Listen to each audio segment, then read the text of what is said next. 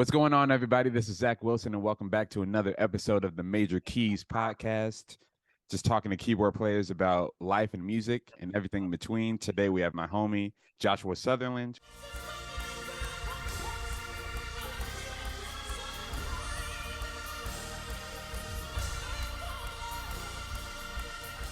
What's going on, bro?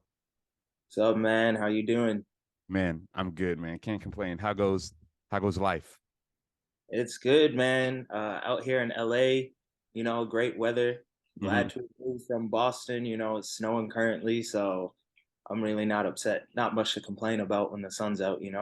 Got you. So you don't miss none of the cold, none of the whatever. You good? I feel like I miss the seasons. That's Mhm. one thing that I will say. Like seeing the weather change, I feel like I have a sense of like time and like where I am in the year. Sometimes in LA because the sun's out all the time, just feels like every day is the same. It's just a giant simulation at this point. That's great. That's interesting because, because I live in Georgia and like I know the seasons and like they're in like the weather, so it can be super up in the air, like depending on But I'm like I've never had it just consistent, so like I don't know that life. But Right, right. Yeah, like seeing the leaves change, like you're like, okay, cool, we're moving into fall. Like you see that it's raining out, you see like flowers are coming up. All right, cool. It's like springtime. Here it's just sun. it's just All right. Yeah, that's all it. I've 12 never months. heard anyone be mad about that. No, I've never it's heard anyone. not. I'm not mad. I'm just, an East Coast boy at heart. That's what it is. Got you. Got Yeah. you. That's interesting. So yeah, man, just talking to keyboard players. So tell me about how you got started playing keys, like from the beginning, like up until kind of now. Like give me the rundown. Yeah. So let's see. I started in the church. Pretty much the whole reason I started playing piano was because I had an organist, Robert Johnson, who was the MD at the time. Okay. Uh, and he went to Berkeley. He was a film scoring major at Berkeley. So we have a Rogers organ at my church, and he played this one song, Anthem of Praise by Richard Smallwood.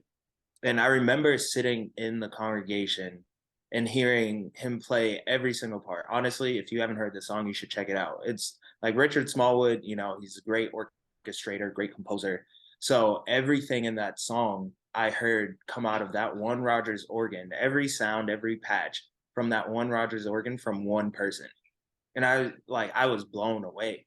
Yeah. And I literally went home, told my parents, like, I need to play piano. Robert was the head of a music program at my church. So my dad asked him the next week. I was too young. So my parents got me a keyboard. I was like banging around. Hmm. Um, Ended up learning by ear, playing by ear. And it got to a point where I finally got older. I was able to enter the program and took piano lessons, started out being classically trained. Um, and yeah, I remember my first piano recital. I played The Entertainer by Scott Joplin. Oh wow. And Okay. Yeah. yeah, I remember playing that. I remember like the feeling too of so I played the intro. Everyone knows the intro Yeah. to The Entertainer. And before you get to the main theme of the song, like I took a pause, like dramatic pause, and then I started, and everyone started clapping. Well, So you pulled out the theatrics. You pulled out yeah, the theatrics. yeah.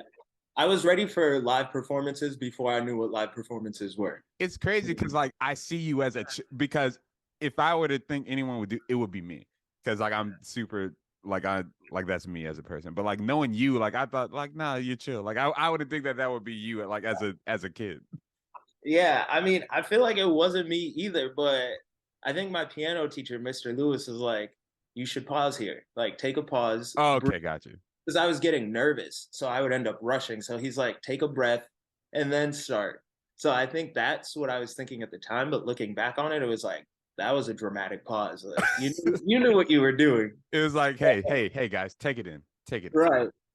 So I started playing, and everyone started cheering. Like as soon as I started the main theme, like people started cheering, laughing, all that. And I remember that feeling I had, and I was like, all right, this is something I have to do. Like I was meant to play piano.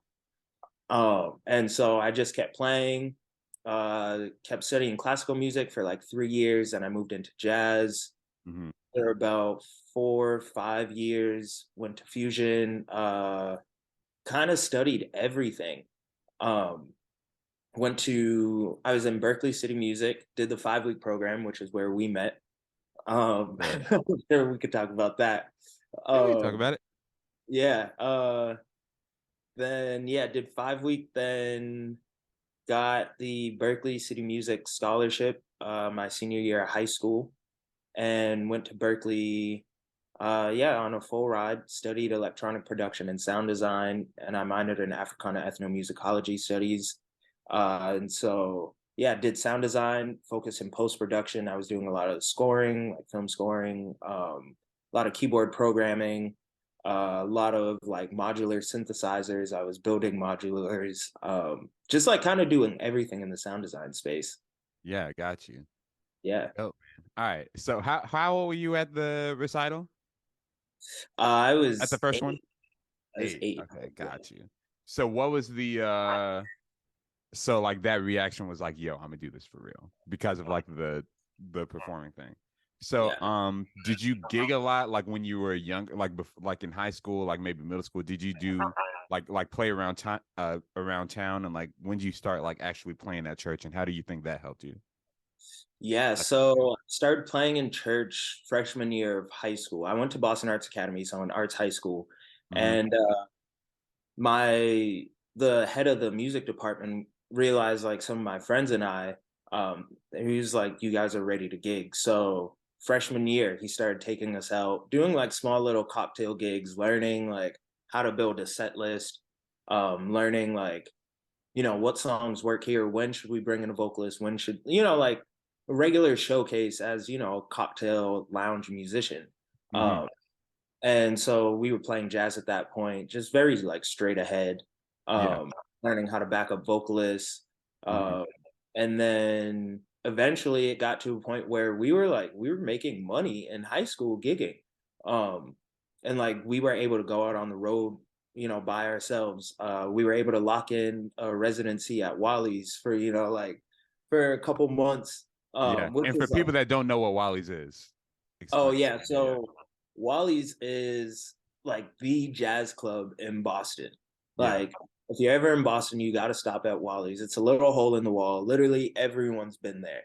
Mm-hmm. And you don't know who's gonna be there on whatever night. I remember I was there one night, just like chilling, sitting in the back. Yeah. Robert Glasper walks in. Yeah. A couple minutes later, like Derek Hodge walks in, and I'm just like, all right, what's going on? Yeah. And like just legendary nights have happened at Wally's. Like goats have just appeared. Like seeing Mhm. Corey Henry just walk in, just like chilling. Everyone's at the bar having drinks, and it's because we all know like this is where musicians gather. Yeah. Yeah. That's great. So Man, that's major Boston hotspot. You gotta hit it up. You gotta get a beer in order to sit down. That's the only fee. A beer, ginger yeah, ale. because I went there I went there at 5 week and I you say Ali. Oh yeah. Yep. So he had a group, whatever group that they're in, he had a group that was playing, and it's like, hey, you gotta order a drink. So I ordered me a, classic Shirley Temple. And I sat and watched, and it was so it was a fun time. That was the only time that I went while I was there though. But they were killing back then, that was 2014. So but yeah, man, that's what's up. So so yeah, during school you're gigging, and so what made you so tell us about the Berkeley City Music Program. Yeah, so Berkeley City Music is a nonprofit Mhm. that provides students an opportunity to study music for free with actual Berkeley professors. So I started in the Berkeley Preparatory Academy in 6th grade, which is where I met, some of my best friends now. Mhm. Literally, we're all still playing together. Some of them like live in LA. Some of them have like moved out of Boston, but we're all staying in contact, and we all met in prep. And so it's basically you're a Berkeley student for the Uh-huh. most. When you're in high school, Berkeley, the Berkeley High School Academy, you're a Berkeley student. You're taking classes in the Berkeley classrooms. You're taking private lessons with Berkeley professors in their classrooms. You're taking ensembles with Berkeley professors. Like Mhm. you're walking around the campus, like going to your different classes. You're able to go to shows like at Berkeley. You're eating lunch in the caf if you want to. Oh, it's a whole thing. Yeah. So honestly, I feel like I've been around Berkeley since I was in sixth grade. So by the time I got to Berkeley, I was like, all right, you know what? I need to find some other colleges, start traveling, going to New York, that kind of stuff, playing with other people. Mhm. But Berkeley really, city music basically gave me everything I needed to be successful at Berkeley. Like Yeah. I tested into like higher classes, higher levels because I was in city music when I got to Berkeley.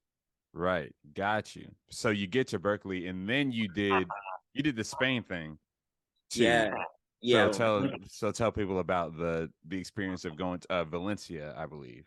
yeah, man. Honestly, that's like top three like best decisions I've ever made in my life thus far. Um, like I kind of just did it off of a whim. I didn't tell anyone I was going to do it. I was just like, I came home one day. I was like, Mom, Dad, I think I want to go to Spain. My mom was like all for it. My dad was like, all right, how can we make this happen? Um, and so, I had to show them that I really wanted to go, but they're all for traveling and like seeing the world. And, thankfully I had this scholarship. So it's like, it wasn't like my parents really had to come out of pocket for it.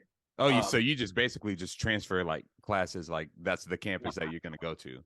Yeah, and for anyone who's listening to this who goes to Berkeley or who's considering going to Berkeley, a Hmm. semester abroad is actually cheaper than a semester in Boston. Mm. Yeah. Yeah. It was crazy seeing like how cheap it was to study in Valencia. Like the classes are cheaper.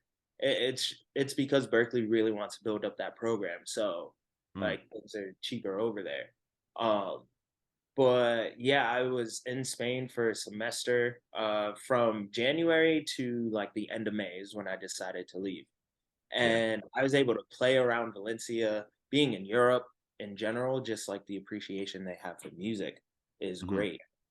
Like you could play at a bar and everyone's going to listen to you. No one's on their phone. Like Oh people wow. are, yeah, people are tapped in over there. So I remember I did a gig at the Hard Rock Cafe in where was that? I want to say in Italy. Hmm.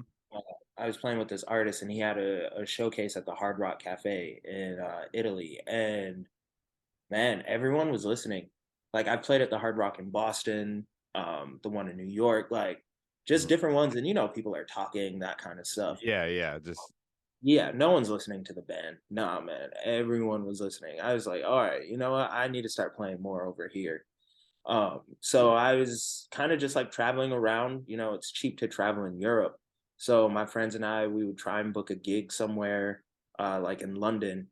We were like, let's just, if we got the gig, cool. We're just gonna buy a flight because it's like $50 round trip. mhm. So take our gear, everything, go to London, stay there for like 4 or 5 days, Mhm. and then come back to Valencia, go to class, party, all that stuff in Spain, and like getting away from home. Like it was great. And just seeing the world, like seeing Yeah. how people operate, like having siestas in the middle of the day, man. Like Hmm. America's doing it all wrong. I'm an advocate for a good nap, bro. I'm I'm all for it. I'm all for a good nap. Yeah, And I'd take a nap. Honestly, I may take a nap after this. Like, and it's and like the time that it is over there, it's like by the time we're done here, it's gonna be like 3:30. So yeah, it's that's prime time nap time yeah, for me. right, right. But yeah, bro, that's what's up, bro. That's what's up. So yeah, so like you are a keyboard player, but you dig super deep into like designing sound, like sound design. And Yeah. so like a brief intro for the people that don't know what that is and how did you end up getting into it? Because like you're probably one of the most like deep the person that gets like the most deep into it. I mean, like, yeah, like some of us, like, yeah, we'll make a patch here and there, call it a day. But like you literally do that, and not just like key sounds. Like you'll do like the sound effects for like movies or like short films and that sort of deal. Yeah. Yeah. So how I got into it was I was running MIDI a lot, right? Hmm. And I was playing a show. I had an aux solo. running MIDI out of Logic. That's problem number one. Um, and I'm playing my aux solo. Literally in my head, I thought I was going off. I was like, "This is Joshua. Like, you're killing this. Like, one of the best solos you could ever give on this on a board." Like, and my laptop crashed, and Oh, when Logic crashes, the note just holds. And I was like, oh no. literally at the peak of my solo, we were about to head back into like a high chorus, everything. I only had a couple bars, Do but you I was like, remember what song this was? I don't remember what song it Okay. was. But man, I like the peak of the solo because I only had a couple bars to get it out. So I was like, all right, you know what? Like, we're gonna rock, bro. At the peak of the solo, right before we went into that high chorus, my like Logic crashed. And when Logic crashes, the MIDI note just holds. Hmm. And sometimes you have to press like spacebar in order to run something. Like, man, I tried pressing spacebar, nothing worked. I closed my laptop, nothing worked. I ultimately had to pull out the MIDI cable out of my board Hmm. and like to finally get the sound to stop. And ever since then, I was like, you know what? I gotta start creating my own patches. Like, I can't use MIDI anymore. I mean, obviously, like Logic played a role into it. I use Ableton now if I am running MIDI, Yeah. but I was like, I'm only using hardware, and if I want a sound, I have to make it. Like, if I'm hearing a sound in my head, I'm gonna have to be the one to make it because I can't run MIDI anymore. I can't trust it. And so for years, I was just like spending time creating my own patches. I bought the first synth board I bought was a Roland Gaia, like with my own money. Bought Hmm. the Gaia, and that's all analog for the most part. Yeah. So I kind of had to teach myself synthesis at that point, Hmm. and just like creating a sound from like a very simple like sine. Like how do I create a patch from this? Um, and yeah, I started creating patches. I really got into it, and I got into kind of being addicted into like having patches no one else had, you know, like pulling up to a gig and no one else has a patch I have. I'm like, you know what? Okay, cool. Like, I like this. And then people ended up hitting me up like, hey man, can I get that patch? And I was like, oh shoot, like now I can make money from this. Yes. Like, I yeah. need the Modi X Oh patches. yeah. Still. I need you to like we need to figure that out. Yeah, man, that Modi X, in my opinion, like that's one of the strongest boards I feel like I've ever seen. Hmm. I had that board over the pandemic, and I literally got into the nuts and bolts of that board. Like, Yeah. I can send you some patches, man. Like, I love that board. I almost sold it, and the guy sent it back, and I was like, "That's just a sign you aren't meant to get rid of this." Oh yeah. Keep that. Keep that. But Yeah. yo, that's crazy. Do you remember what sound you were trying to use? So it was like a lead sort of sound that like Yeah. was it a logic sound or was it a like an omnisphere sort or like a something like that? No, I didn't have Omnisphere at that point. I think it was just like a Logic sound that I found, and I Hmm. was like, "Oh, this is a cool lead sound. Like, Hmm. I let me use this for the solo." Yeah. And yeah, it was almost like a hard saw lead, Yeah. like something that really stood out. But when that note stuck out, like it stuck out, you It's know? the yeah. That's crazy. So like that, I don't usually do logic and stuff on gigs, but like you just confirm like why I'm afraid to because I'm afraid of like that's what I'm afraid especially like if I'm running of like running tracks like running stems that is a fear of mine is like in the middle of the song like it crashes that Yeah. is that's like a is a big fear so like I don't do a lot of gigs like where I have to like run stems and like that sort of stuff but like that is like what if something happens like what if something like that happens that's a big fear. Yeah, that fear of mine just like haunts me. I still hear that solo in my head, man. Like, it really haunts me. Now if I am running MIDI because some shows they're like, "Hey, can you use this like this patch. Like if I can't upload it into my board or something, I'll just run it MIDI, but I'll run it out of Ableton. Ableton hasn't failed me yet. Yeah. Um, Do you just if get Ableton, flashbacks? huh? You be getting flashbacks? Man, like if Ableton crashes, it's your laptop. It's not Ableton. And Right. I'll die on that hill. And I've run like I did a live recording for Anthony Brown. A great record. Mhm. It's I want to say it's called After This or Alter, one of those, but definitely check out the record. You played Uh on it? yeah, I played Ox on it. Oh, dope. Yeah. Um Let me see. I can tell you the name. Yeah, it's called Alter, the Live Experience by Okay. Anthony Brown. Yeah, great worship album. Um, and I was running Ableton out of my laptop. I was running Omnisphere, a bunch of like different patches, different plucks that I had. But then I also had a lot of hardware on the board, Mhm. or like on my rig, just in case something happened. Just like as a backup, I wasn't running only MIDI. I can't personally, I can't do that. I know some Keys players that only run MIDI for like 4 different boards. That You know, sounds like I'm nah, I'm not ready to do that. yeah. I need hardware. I also like again, I have my patches, so it's like I don't want to run all MIDI. But yeah, I had two Phantom G's, Mhm. two Phantom G6s, my MoDX, my Arturia Mark II, which was my MIDI board, Mhm. um, my Gaia and my little Akai MPK that I was using to trigger different sounds. Is there video of this? And how did you get into and how did you get that gig? He did release some videos of the recording. Yeah. Um I think it's all on YouTube. Um but I got it. So he's out of Jubilee. I was playing at Jubilee Christian Church before I moved out Okay. to LA. And so Okay. Anthony's the worship leader at Jubilee, worship leader, songwriter. Mhm. Jubilee has cut some great records over the last couple of years. Um, I've been like blessed to play on some of them.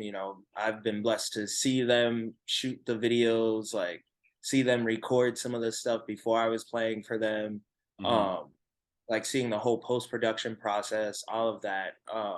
Mhm. And yeah, Anthony asked me one day, like, "Hey man, like cutting this record, I got a call from Byron Pickett, who's a Killing Keys player Yeah. out in Houston now. Um, he's the one who taught me a lot about Ableton and running tracks and everything. Mhm. But yeah, they were like, "This is the record." They sent the songs. They're like, you have creative freedom in terms of like the sounds and the patches as long as you're playing the part. Okay, yeah. Like obviously the lead parts that are there, you have to play them, but they kind of gave me creative freedom. So Leonard Ray is like a huge inspiration for me. I know who he plays with Troy Kelly, right? Yep. He played with Yep. Troy Kelly and who else? Who else? I know Israel, So I think. yeah, he's played Israel? with Yeah. Israel. Israel Houghton. Yeah. Yep. And then he also played with William McDowell Okay. on his what's the name of this record? The Cry record. If you want to hear some aux playing, if you want to learn how to fill up the space as an aux player, I think there were like 3 other Keys players on that gig. Whew. And Leonard came in and he's like, "All right, I see that there was an organist with like a phantom on top of his organ. Mhm. There was a main keys player who had like 3 boards with him." And so Leonard was like, "Hey, so they're taking up a bunch of space. Like, where do I fit in?" Right. And he kind of broke it down. He was talking about it in like a workshop he did about how he was able to find the Mhm. emptiness and fill it up Yeah. while still making sure that he kept like the essence of the song and he was still moving with the spirit. And like hearing that and hearing how he broke it down about like being an aux player and being aware of the Mhm. atmosphere that you're setting, because you're the one who's running all the drones if they aren't in the tracks. You're the one who's adding a lot of the movement, even though you have these like rhythm guitars. You have the keys player who's plucking. So it's like finding your space and being okay with what you're playing, and also like worshiping in that space and being aware of like what you're playing. That's interesting because I'm thinking like I'm trying to think of how many keyboard players I've played with like at the most. It is cool to have like maybe one other person, maybe like one other, just so like, hey, I don't have to do everything. But Yeah. like, I feel like playing with like more than one, it just like, in my opinion, it would get like to be just like a lot. You definitely have to find your voice. Like, what do you prefer? Like, is it like when there are more people, oh, I don't have to do as much, or is it like, ah, dang, I don't get to do as much because there are so many people? Like, so Right. what is your opinion on playing like with multiple board or just like multiple elements in music in general? You know? Yeah. I think at most I've played with two other Keyz players and I was playing Ox. And then another point I was playing with two other Keyz players and I was playing mains. And so in general, when I play mains, I'm not, as a Keyz player in general, I feel like I'm not a big runner. Like Yeah. I'm kind of just playing pocket, and Yeah. I like allowing like the music to speak and like providing like a good base for everyone else to kind of flow off of, and understanding, like who I'm playing with. If I Mhm. know the guitarists, like usually the guitarists I play with are the ones who are, taking all the spots and whatnot. So it's Yeah. like, cool, I don't need to do that. If I'm playing with more of like a guitarist who's kind of just like padding and letting things ring out, like I'll take up some more space, but ultimately as a keys player, for me at least, I'm not a keys player who's just gonna like, play all these crazy lines throughout the Yeah. entire song, like Yeah. even on Ox, I'll definitely take up some space. But ultimately I'm just adding elements to the song. Mhm. And I think that's what it's like whenever I'm playing with like a lot of people. A lot of horn players, like two Mhm. guitarists, bass player, drummer, percussionist, like I'm just kind of adding elements on top of what's going on and like finding my space and where I can fit in. That way I'm not taking away from the music. Cause I feel like if I'm taking away from the music, then I shouldn't be playing at all. Exactly. Like what's the point, you know? Right. If I'm overplaying the singer, like first of all, I'm probably not gonna get a call back. Mm-mm. And then second of all, it's like that's not your job as a keys player. Like as keys players, like our main job is usually to back up a vocalist. Yeah. It's like, hey, you play keys, cool. I'm a singer. I was wondering if you could play for me. That's usually how we get a lot of our gigs. Very true. Very true. Yeah. Like, hey, someone will walk up to you, hey, I wrote a song. I was wondering if you can play it so I can hear what it sounds like. Literally, like that's how we get a lot of our jobs. And so yeah, just like working and like figuring out what my sound is and Mhm. then seeing where I fit within the band and like adding my sound and the different elements that I bring to a song. Got you, bro. Got you. Do you remember the first concert that you might have went to or gone to? First Yeah, concert. Yeah. yeah, man. You said the first concert, right? First concert. All right, first concert. So back to City Music, right? Mhm. They gave us a Berkeley ID. So it Mhm. looked like we were Berkeley students, which meant we got discounts for Yeah. the concerts in Boston that Berkeley students got discounts for. Yeah. So Herbie Hancock and Chick Corea were on their like acoustic piano tour. Bro. Yeah, their like duet tour. And honestly, I might have gone to concerts before then, but They don't this is count. the one. That's the They don't one. count. This is the one I remember as my first concert. Herbie Hancock, Chick Corea at Symphony Hall in Boston. They had two grand pianos on the stage, and then they both had chronos next to them. And then at the very end of the show, and they were playing the entire time. Like they might have talked maybe like three times in total for like an hour and a half concert, but Man. they were playing the entire time. They literally played everything. And it's just duo. Like they don't Yeah, have their bands. They don't have their no, bands playing. no, no, just two pianos. That's it. Two pianos, two keyboards, and then at the very end of the show, they both brought out their guitars. And again, there were no No, drummers, no drummers, no ba- no drummers, So he played. Are you telling me that he played Chameleon yeah, with no drums? yeah, no drums. And I tell you this, man, no lie, I actually didn't miss the drums. Like they're both so rhythmic as players. Like you didn't need any drums. That's crazy. That's Yeah. crazy.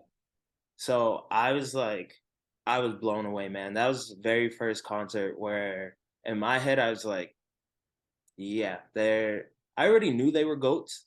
Of Like course, but that just Herbie's my guy. Yeah. yeah. Like, quick story, we were in high school and Herbie was doing a lecture series at Harvard. Okay. So went to my friends and I was like, yo, Herbie's doing a lecture series at Harvard. We have to go. Mm-hmm. Only thing is we had class during that period. So yeah, I was like, Bro, you know please. what? We told our teacher, like, Herbie's in town. He's doing a lecture series. If you want, we can write a paper on it. But Mm-hmm. regardless of if you say yes or no, we're going. I'm gonna be there. Yeah. Yeah, like I'm out. I'm not saying. And honestly, it's like the fact that we even told him, that's kind of nice of us. A lot of students would just dip, but Yeah. we respected him. So, we let him know. And he's like, guys, of course, like feel free to go. So sat in the audience, heard Herbie talk about, I think that first lecture, he was talking about him playing with Miles. Mm-hmm. Um, and I had read Herbie's biography, read Herbie's Right. autobiography. It is conveniently Yeah, placed to make it look like I know, like I'm well versed. But like, no, I have read it. It's great. Yeah. yeah, yeah. That's one of my favorite biographies ever. Mm-hmm. Uh, and yeah, I went to the bathroom as he was ending, and I saw that the green room was right there. Like the bathroom was to the left, the green room was to the right. Oh man. Oh wow. Yeah. Okay. All right. All right. I see where this So is going. Yeah. I went upstairs and I told my friends, like, yo, I know where his green room is. And they're like, what? What? So before he ended, I was like, guys, we should go. Like, let's go to the bathroom, you know? Right. Everyone who's listening, we just put up air quotes. Yeah. Yeah. Yeah. Yeah. Yeah. Bathroom quotes. Air quotes. Yeah. Yeah. Right. So we went to the bathroom and we were kind of just waiting around. Then, like 5 minutes later, Herbie comes downstairs and we're like talking to him. This was the first night, so we're just like we're talking to him. He like it's like it's great to meet you guys. Second night we show up, we did the same thing. He's like, oh look who it is. Like he's like, hey guys, how are you? He invited us in his green room, like just hanging out. Third night, same thing. We missed the fourth night. I think we went the fifth and sixth night. Every night we were there. Some nights I was there by So myself. you're telling me he did a week-long thing of Yeah, it was a oh man. seven. It was like over 2 weeks, but it was a 7 lecture series. Wow. Now Yeah, that oh man, I pay good money for that. I pay yeah, good and money. he's a great speaker too. Like Mm-hmm. extremely eloquent. He spoke about playing with Miles, his journey in being a Buddhist. Mm-hmm. Uh, Spoke about like his career and Yeah. his ups and downs. He spoke about like where he drew his inspiration from. Mm-hmm. Uh, and then the seventh night, he was like, "Man, I wish I could have you guys in here, but like VJ Ayer was there, like a bunch of like other cats were there, so you're like, all right, it's fine." But he's like, "It's great to see you all like continue doing what you're doing." Yeah. And that's all I needed to hear, man. Being able to sneak and hang out with Herbie, not one night, but like 4 or 5 nights in a week is way more than what other people have been able to do. Like Right. that's a story, bro. That's a story. But that's dope. That's dope. I don't even know where this. So you saw her, yeah, Herbie and Chip, but bro, that's a crazy story. But no, I've gotten to see Herbie live twice. I saw him in 2017 at the Atlanta Symphony Hall, and that was him, Terrace Martin, um, and then the other music. I plays on Saturday Night Live, bass player who plays on Saturday Night Live. But I don't know who you're talking about. him. But no, I've seen Herbie twice, and like I saw him just in May at the Atlanta Jazz Festival, and just Oh, every okay. time it's like, I'm just like just just like in there. Like I don't have a lot of video from it because I'm just like trying to pay attention. You know, I'm Yeah, trying like not to like miss anything. I do yeah, wonder like how much of his show is like rehearsed or like how I want like or how much he goes to the left. I do wonder that. But yeah. I saw him in November out Mhm. here at the Hollywood Bowl, and I You went think to the with the Free Nationals opening up. yeah, with the Free Nationals opening, man, I walk in, Those are the times that I want to live in LA. hey man, come out here, you know. I walk up and Corey Henry's just like chilling at the front eating popcorn, and I'm just like, okay, this is the type of night Listen, it did you is. talk to Corey No, I or didn't you talk to just you Corey. just let it go? Yeah. Yeah, yeah. And yeah, Herbie came out. I think he's like, I don't want to overage Herbie, but he's in his 80s, like 86, Yeah, 87. he's up there. He's up there. Yeah.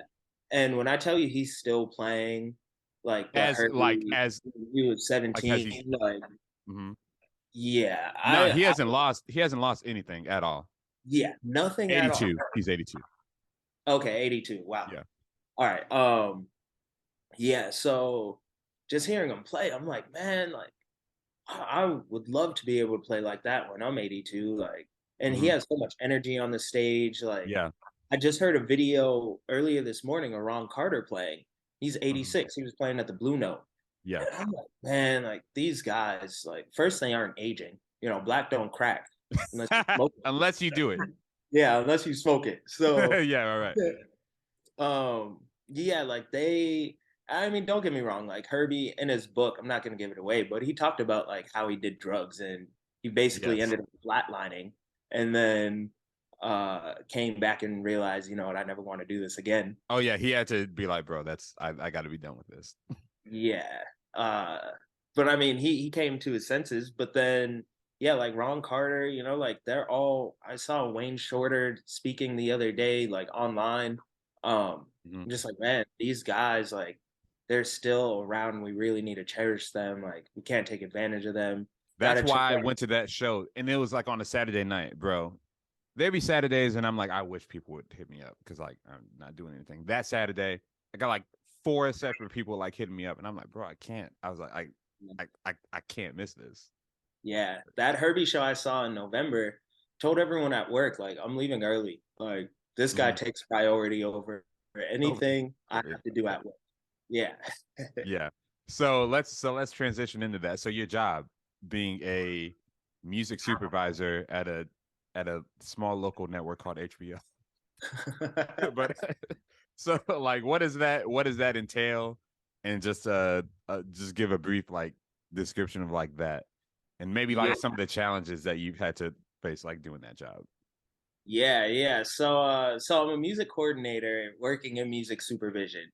Okay. So basically as a music coordinator, long story short, well, music supervision in general is picking and placing music for TV shows and film. Mhm. That's like the overarching theme of music supervision. Film, television, video games, advertising, that kind of stuff. Specifically for me, though, I focus in television and film.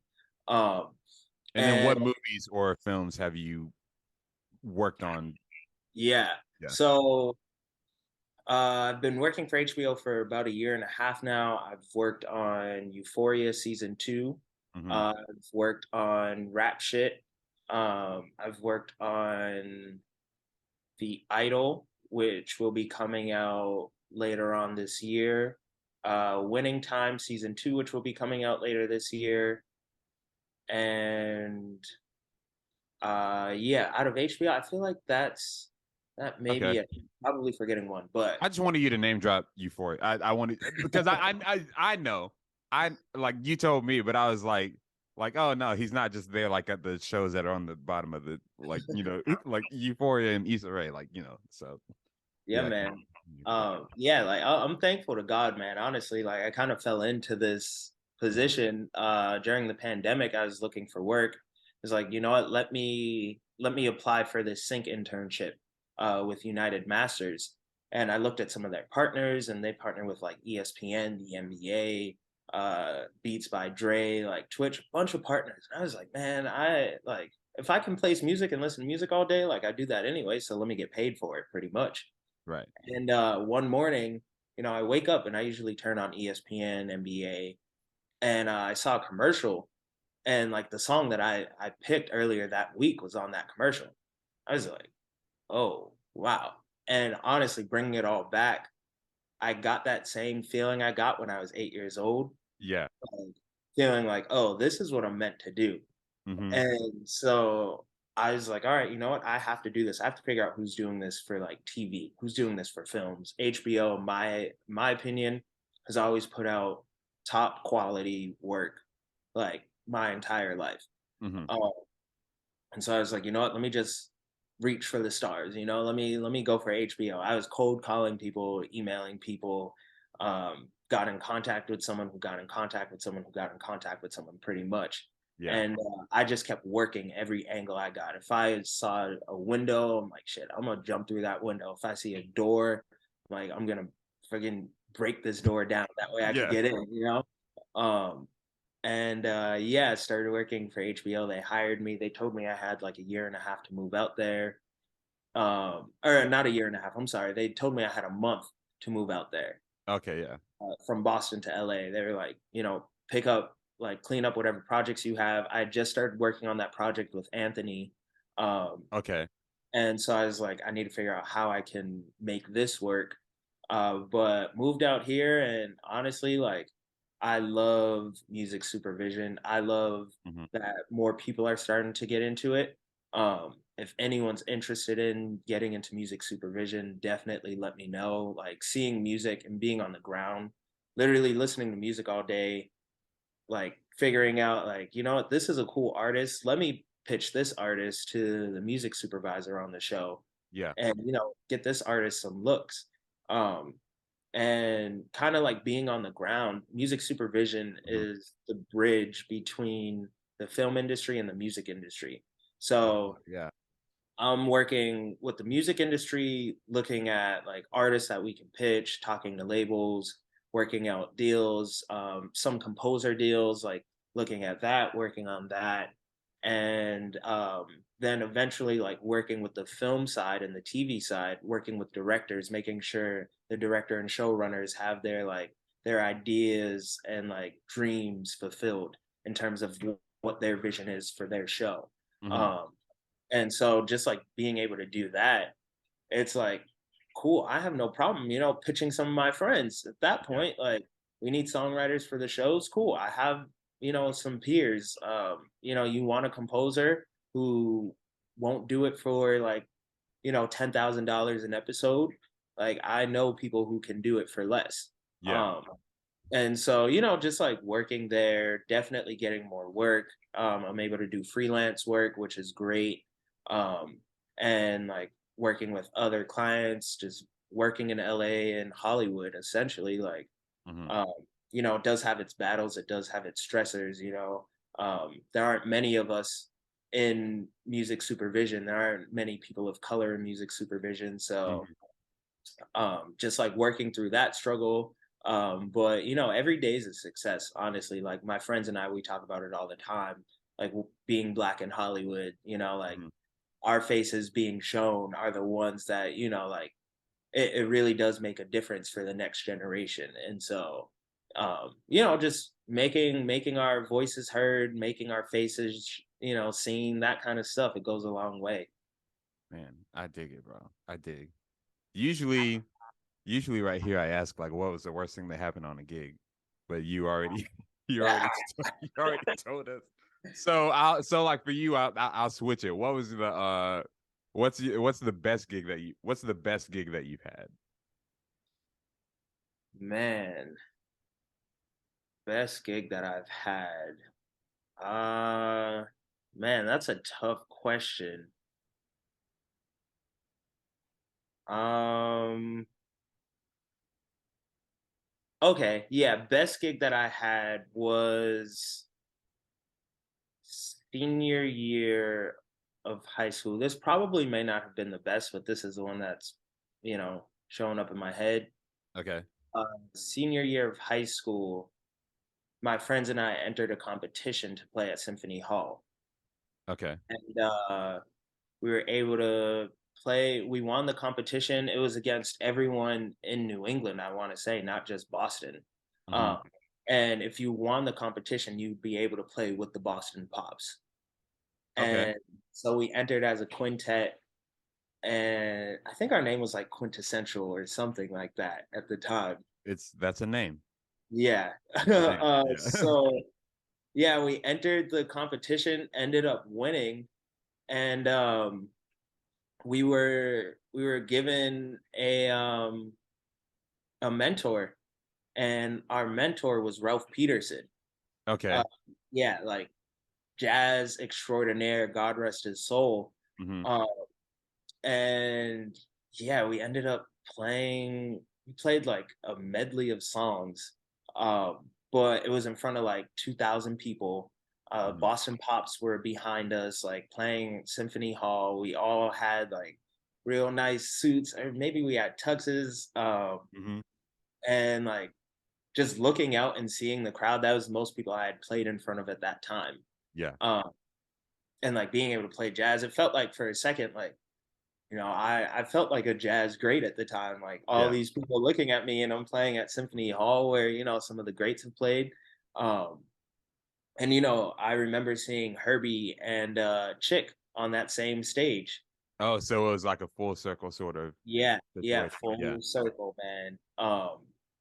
Yeah, I think at the time that was probably one of my, or right now that's one of my favorite memories of like one of my favorite gigs, one of my favorite shows. Again, I played with some of my boys that I had known since like sixth grade. Hmm. So it's like, look, here we are, a few years later playing at Symphony Hall. Just like some Yeah. kids from Boston, some Yeah. like I'm from Randolph, like friends from like Mattapan, friends from like Dorchester, like, everywhere from Boston. Hmm. And yeah, it's like look at us, we're playing at like Symphony Hall now with the Boston Pops. So yeah, full That's circle. crazy. Yeah, man, that's great. It is interesting though, like how sometimes like we have those gigs and it's just like, you're on top of the world. Probably in like or like you have the gigs that like, oh man, I got paid so much money. Like that sort of deal. And then you have the gigs like my stuff is messing up. And Right. now I look like I don't know what I'm doing. Right. But Probably won't get a call back. yeah. It's just did they call you back or like was that a group that you had played with before? uh if we did, so we actually played twice. We won the competition twice. Yeah. Uh so I think we won it our sophomore year and then our senior year. That's crazy. Yeah, bro. Yeah. Got you. Okay, Yeah. bro. Top three. Top three keyboard. I feel like I know your top three national keyboard players. Like top three keyboard players that are like national, and then like top three keyboard players that you know. Oh, okay. Yeah, Okay. yeah, Top three. The first one, top three, like nationally, globally known. yeah. Um. Ooh. Herbie, Of course. Greg Fillinganes, Yeah. Okay. Yeah. and Jetro da Silva. He played for Oh, were we in that class together? maybe. Is Jetro net? Well, I mean, if you want to consider him national, then go ahead. But for context, for people that may Oh, not know that okay. name, Like another big one. that's what I was thinking. But if you want to put him on Okay. if you want to put him on that level, then go ahead. But I was thinking like bigger. But for context, Jetro De Silva, he played keys for Whitney Houston, Yeah. and but he teaches or he taught at Berkeley, and Yeah. I had a class with him, and Yeah. he was great. He was great. Yeah. He taught me like every note holds meaning. Like you can play as fast as you want, but every note has a meaning. Mm, And he's like, you can play the same note over and over again, and it could have a different meaning depending on where you play it, how you play it, when you decide to play it. And mm. he kind of just like changed the way I hear music, the way I hear piano. Um, but yeah, I guess that's my top three right there. That's your top three national. Top three Yeah, top national. three Okay, national keys. Yeah, so I've heard people in like Brazil, like love on Jetro. I've heard people in Europe like love on Jetro. oh So wow, yeah. Okay, so top three keyboard players you know. top three, I know. I feel like Um. Jetro should go in the top 3 because you know him though. Okay. We're gonna move Jetro to the top 3 that you know Okay. because you know him. But That's and fair. then so give me another one for top 3 like national that like you meant. I mean like I guess you know Herbie like y'all are cool, but like I so can't just Herbie, call Herbie up, you know. so Herbie, Greg Gaines, and who else? um. I'll put Corey up there. Corey Henry. That's fair. That's fair. Yeah. Yeah. Um. Top three that I know. Besides Jetro De Yeah. Silva, so Besides you got two Sutherland. more. Yeah. So two more. Ooh. Uh. I'll say Daniel Abraham. Okay. Yeah. Keyz player out of Boston. Mm-hmm. Uh. And Isaiah Thompson. Ooh, bro, and he just put out something new recently. They, Well, at the time of this filming, it's new, but now Isaiah Thompson is. I haven't really spoken to him since Berkeley. I mean, like we've kept up with each other, but I haven't like spoken to him for real, for real. But yeah. if you want to talk about someone who's good at jazz piano, Yeah. Someone who Isaiah knows Thompson, how to play piano. Like, someone who yes, yeah. he, He's someone who's continuing the tradition of like what a jazz pianist does. but also still progressing. Yes. Yeah. That nah, that cat's cold. He was cold when I met him. Yeah. He's always been cold, but it's just like Yeah. he's Always, just gone up.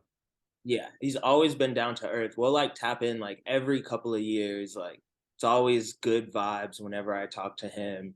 Yeah. And it's as simple as, like commenting on someone's story, that kind of stuff. Like Oh goes a yeah. long way. Like social media really does help with things. Hmm. And like staying in contact with people. Like we'll comment on each other's story. Like that doesn't Exactly. mean we have to get on the phone and talk for, hours at a time. Yeah, bro.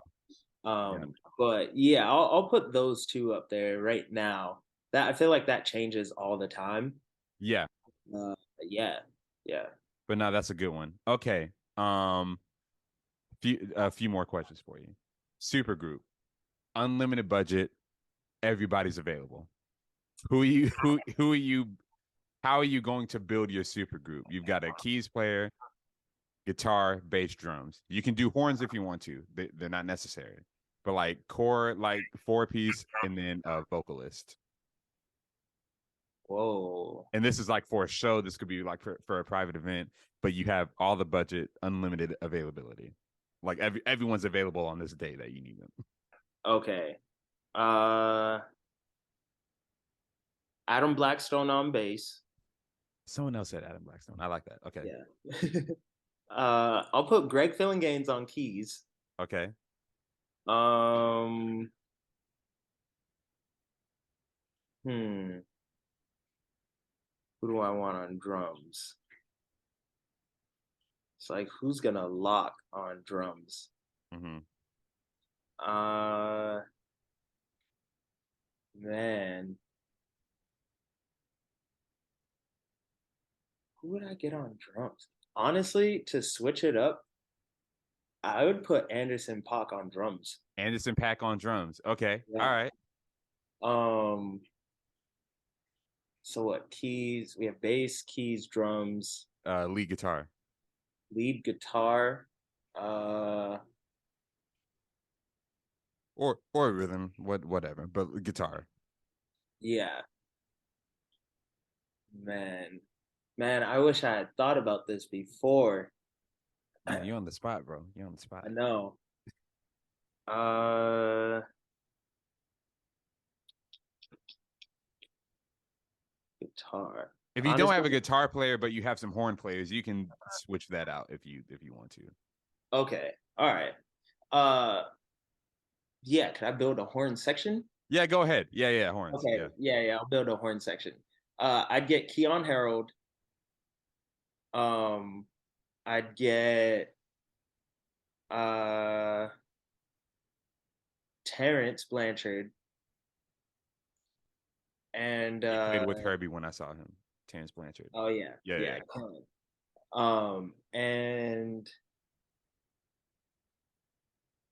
let me see. On in that section, I'll just throw like Christian Scott in there too. You know? Whoo! Yeah, Yeah. yeah. Okay, okay, Yeah. okay. Yeah, yeah, yeah. Yeah, three horns. Um, and then a vocalist to Yeah. sing with them. To Doesn't sing. necessarily have to be sing. Could be a rapper. Could be a You're rapper. right. But a Yeah. vocalist. Yeah. That, I think would work well with all of them. One, I'd want to hear Layla Hathaway sing with all of them. Um, and then in terms of like arrangements and everything, or like who would sing, have like dope arrangements. I feel like I'd want to hear like, I don't know, man. I feel like I may stop at Layla just because I feel like that'd be killing. That's fine. That's fine. That's a great group. Yeah. I'll probably like think about it later and be like, damn, I should have said Yeah. this person. But yeah, I feel like I'll stick with that. I feel like that'd be a solid show. That's a solid show. Someone else said Layla as lead vocals too, but Yeah. someone said Anderson .Paak as lead vocals. Xavier Davis, the first episode, he said put Anderson .Paak on vocals, and I was like, that was an interesting choice. Ooh, yeah, Gotcha. that could work. I'm down with Honestly, I'm down with all of it. if he were still alive, I'd put Michael Oh, up of there. course, of Yeah. course. I'd probably even put Stevie. As lead vocals, Yeah, lead vocals like second keys. Yeah. Actually, I'm sorry. I'm gonna sub out Layla. you And know, we'll have them both. We'll have them both. They're both yeah, available, yeah, you're so we right. can You're we can right. grab them both. That's a Yeah. good show. That's Unlimited a good budget. show. There Yeah, we go. Yep. gotcha. All right, bro. Last thing. What do you want to leave the people with? It could be like words of motivation, wisdom, an anecdote of sorts. But Uh let's see. I feel like just like keep going, I feel like a lot of people in this industry just end up, like not like losing faith, losing hope in themselves. hmm I think the industry really is like a marathon, not a sprint.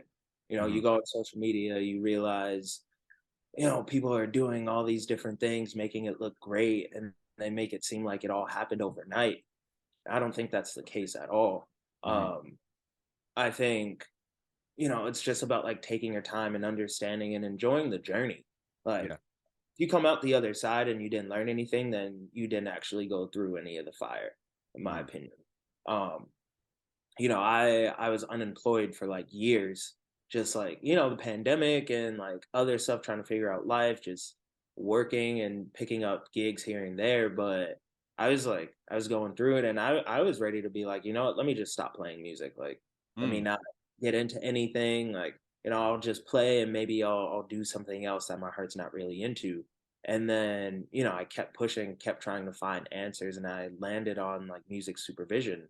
hmm And that's what moved me out to LA. That's what's got me all these different shows and all that stuff. And it's because I kept going. So yeah, I feel like just, keep going. Like it's gonna pay off in the long run. Yeah. I like that, man. I like that. So, give the people your socials. Yeah. So you can follow me anywhere. You can really just look up my name under Joshua Sutherland. And then my Instagram is underscore blacklight, and that's spelled underscore BLACK1IGHT. Um, so you can look that up. I'm gonna start posting more videos, more music this year. hmm Got some stuff in store that I've been recording. So Woo! I was gonna ask you. I was like, bro, can we get it? I was like, I should have asked you that earlier. Can we get a Joshua Sutherland album or EP yeah. or project? I feel like I'll probably start working on, like an EP this year. I'm still like developing my sound and what I want it to, like Yeah. sound like. But definitely have like an acoustic piano record that I want to drop within the next couple of years. Next like 2 to 3 years. And then just like, a small little project, picked up Talkbox again, hmm working on like a bunch of other sounds that I have. So it's like, you know, it's time to start playing again. Music Yeah, supervision's cool, but you don't get that, or there's something special about playing, you know? absolutely. Yeah. Yeah. Got you. Appreciate y'all. Thank y'all for listening to this episode of the Major Keys podcast. Keep pressing on. We'll see you next time.